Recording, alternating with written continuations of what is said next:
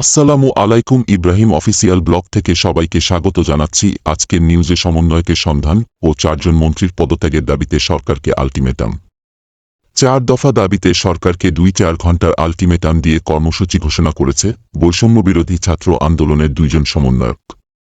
সোমবার রাতে ঢাকার গণস্বাস্থ্য নগর হাসপাতালের সামনে আয়োজিত এক ব্রিফিংয়ে এই 4 দফা দাবি তুলে ধরেন বৈষম্যবিরোধী ছাত্র আন্দোলনের সমন্বয়ক আব্দুল হান্নান মাসুদ ও মাহিন সরকার। অন্য সমন্বয়কদের পক্ষে এসব দাবি তুলে ধরা হয়েছে বলে তারা জানিয়েছেন।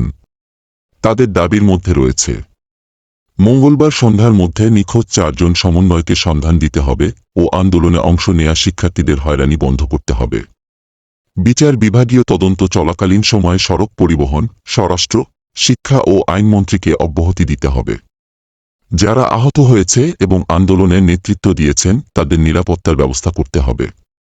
ঢাকা বিশ্ববিদ্যালয়ে হামলায় নেতৃত্ব দেয়া ছাত্রলীগের কেন্দ্রীয় সভাপতি ও সাধারণ সম্পাদক সহ বিশ্ববিদ্যালয়গুলোর ছাত্রলীগের যারা হামলায় জড়িত ছিল তাদের আইনের আওতায় আনতে হবে বলে দাবি জানানো হয়েছে।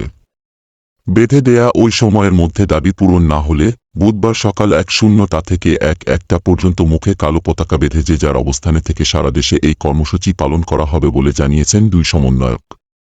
যে 4 জন সমন্বয়কের নিখোঁজের কথা বলা হয়েছে তারা হলেন আসিফ মাহমুদ, আব্দুল কাদের, রশিদুল ইসলাম রিফাত ও আবু বাকের মজুমদার। হাসপাতালে ভর্তি থাকায় নাহিদ ইসলাম সংবাদ সম্মেলনে ছিলেন না। এছাড়া সার্জিস আলম ও হাসনাত আবদুল্লাহর এই সংবাদ সম্মেলনে আসার কথা থাকলেও আসতে পারেননি বলে জানিয়েছেন দাবি জানানো 2 সমন্বয়ক। ধন্যবাদ। ইব্রাহিম অফিসিয়াল নিউজটি শোনার জন্য আমাদের চ্যানেলটি সাবস্ক্রাইব করে পাশে থাকুন।